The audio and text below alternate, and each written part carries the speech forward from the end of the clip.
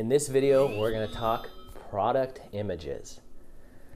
Now, product images are so important. They're one of the most crucial aspects to a well-optimized listing. In fact, if your images are not on par with your product, the copywriting, etc., you could be losing out on a tremendous amount of sales. So I'm going to walk you step by step of the exact types of images that I use in every single one of my listings. We're going to talk about 3 different types of images. The first type of image, white background images. The second type, infograph images. And third and final, lifestyle images. Now let's go a little more in depth on each one of these and some of the recommendations that I have. Before we get into that, I want to talk about the different requirements for images when using them on Amazon. Now, Amazon has a special feature that allows when you move your mouse over an image that it will automatically zoom in and expand. Now, the only way this is possible is if your images are a minimum of 1,000 pixels going one direction, either side to side 1,000 pixels or top to bottom 1,000 pixels. So make sure when we're talking about all these different types of images that they are at least that size so that you can utilize that zoom in feature. Let's talk about our first type of image, white background images. Now, according to Amazon's terms of service, your main image cannot have any writing, logos, or background on it. The requirement is to have an all-white background featuring your product. So with that in mind, we see the importance of having a white background image because this is what needs to be your main image. Now, a couple tips on white background images. Now, there's a lot of cheap, easy ways you can do this. You can use your phone, take a picture of it, then cut it out and make it a white background. But what I've noticed, and what I'm going to talk about a lot as I have in this course, I like to make sure I do this listing right. I think about each product and each listing and that it potentially has the ability to make me tens of thousands of dollars in the long run. So why not take the time, spend the money to do it right? Because you only need to do it one time and then the product is good to go. Now keep that in mind when I'm talking about each one of these types of images. So yes, you can do it a cheap way with your iPhone or your cell phone, then cut it out and have a white background. But most likely, those aren't going to look the best. A couple tips when it comes to the main image or this white background image. Now here's what you really want to pay attention to. You have your square box or your image size, and you want to make sure you utilize as much of that as possible. Leave as little white space in that image as possible. Because when you think about it, the main image, it comes up as like a tiny thumbnail amidst the sea of competition. And you need to find a way for your main image, your white background image, to really stand out.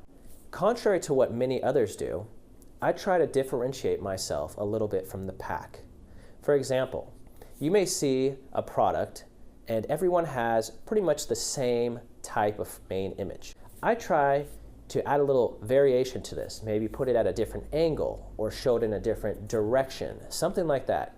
Just in order so that when someone's scanning through all these different images, that perhaps mine will jump out from the rest of the pack. Now, when I talked about really maximizing the space of the image, we don't want all this extra gap and extra random wasted space. Because again, this is a very zoomed out view of our product as they scroll through. So the way to really make our image pop out is to get it cropped in nice and tight around our product, so that it really fills up the entire space. Another aspect that we want to keep in mind when it comes to our main image, you definitely want to check to see how it looks on mobile. A large majority of shoppers now are using mobile or their tablets. And so what you may see on your desktop when you're uploading your product listing and your images is not what maybe 50% or more of the buyers are actually going to see.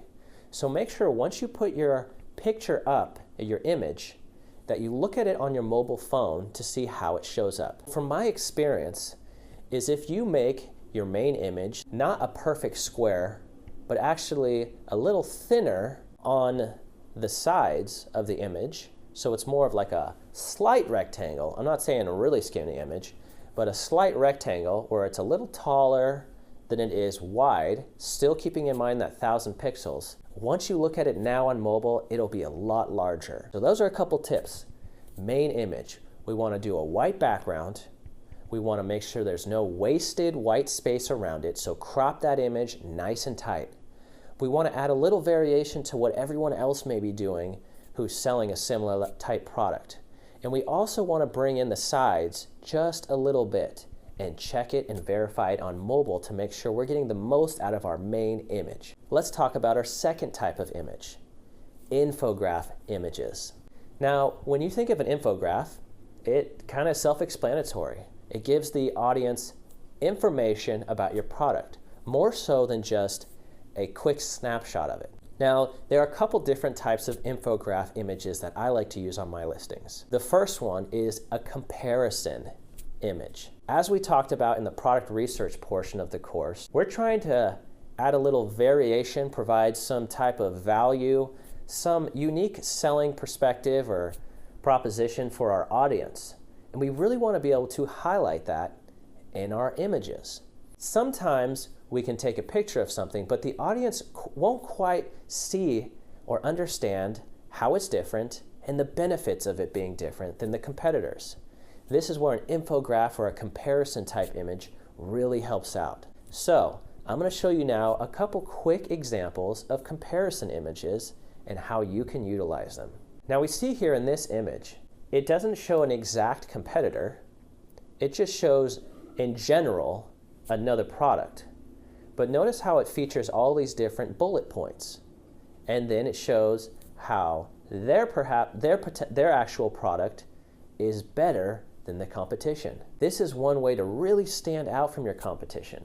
A lot of people click on an item and they go right to the images first. They don't even read the listing. And if you can catch them on one of these infograph images to really show how much value your product has in comparison to others, it could very well get them to buy right away. So that's the first type of infograph image I like to use on my listings and recommend you too, a comparison image. Now, the second infograph image that I like to use also is one that shows more details about the product. Perhaps you added a little difference or a little change, or there's a certain type of quality that you really want to show about your product. In this type of image, perhaps you zoom in really close on the product in this one specific area, and then you were able to highlight it with a text that shows what makes this aspect so great about your product.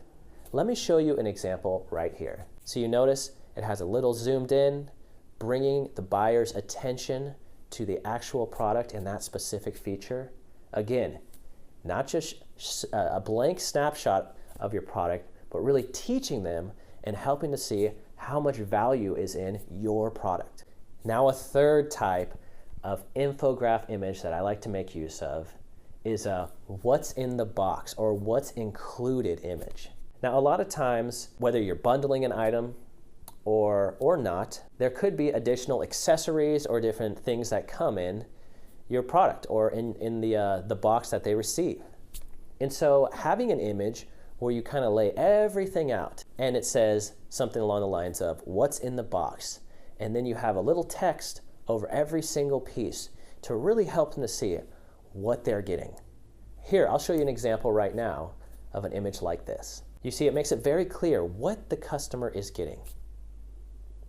All right, so that is everything for infograph images. Now, the third and final type of image, which is one of the most important type of images, are lifestyle images. Now, a lifestyle image is one that shows your product in use. And it really can help the buyer to have an emotional attachment to the product, or maybe even envision themselves using it. Now, again, there's cheap ways to do this. You can just go and Photoshop your item onto a random background. Again, I do not do this on any of my products. Like I said, I view them as something that could potentially make us tens of thousands of dollars in the future. So why not spend a little bit of the money to make it look nice? Here I am spending maybe hundreds or thousands of dollars on a product, but I'm not willing to spend a couple $100, a one-time fee to take great images.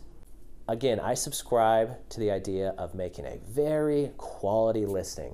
An example, if you have a camping tent, yes, you could probably take a picture of a camping tent and Photoshop it in a forest, but you want to take it to the next level. You want to go where maybe the other competitors are not willing to go. You want to help the buyer to see themselves using that tent. So if I was selling a tent, a camping tent, I would take that camping tent, I would hire a photographer, I would go out to a forest, I would set it up, I would start a little fire, and I would have some pictures taken with me and maybe my wife, smiling, with maybe one of my nephews with some marshmallows. You see, it takes a little more effort, but we're not trying to do a whole get rich quick. We're trying to build a product line, a brand, a business that will make us continual income for the long haul. So that's how I want you to make sure you view your images. Is it going to cost a little more than just hiring somebody on Fiverr.com to Photoshop your product in? Yes. But notice, here's an example of a Photoshopped image of a product in a setting. You see, it doesn't look very natural and it doesn't look very inviting. Here's an example of a product that really was taken in an actual setting to really capture that product in use. You can see clearly how the customer would really want this item and how it would really be appealing to them. So remember, those are 3 types of images. We have white background images, which primarily is going to be your main image. And we talked about a couple features about how to make the most of that main image. Second, we talked about infograph images and why those are so important in really telling and talking to your customer, not just showing them, but talking to them through the image for them to see the value in your exact product. And finally, third, and maybe most important, are those lifestyle images. So you can connect with your buyer and they can see themselves using the product. Another tip that I have, sometimes we come across products where a white background image just doesn't really capture it perfectly. Now, a lot of people, what they use are 3D renderings. This is when a very skilled 3D renderer will actually make a 3D image of your product and it looks almost 100% lifelike. Here's an example of a 3D rendering. Now you can see here, it looks super clear, crystal clear, and almost looks like you can reach out and grab it and touch it. Now this is another option that I've used and that many others use for your main image, a 3D rendering. So to help you guys out, I've actually put in the details below this video of my exact photographers I use. I've never given out these photographers information before. I didn't want them to get super swamped so that I couldn't use them.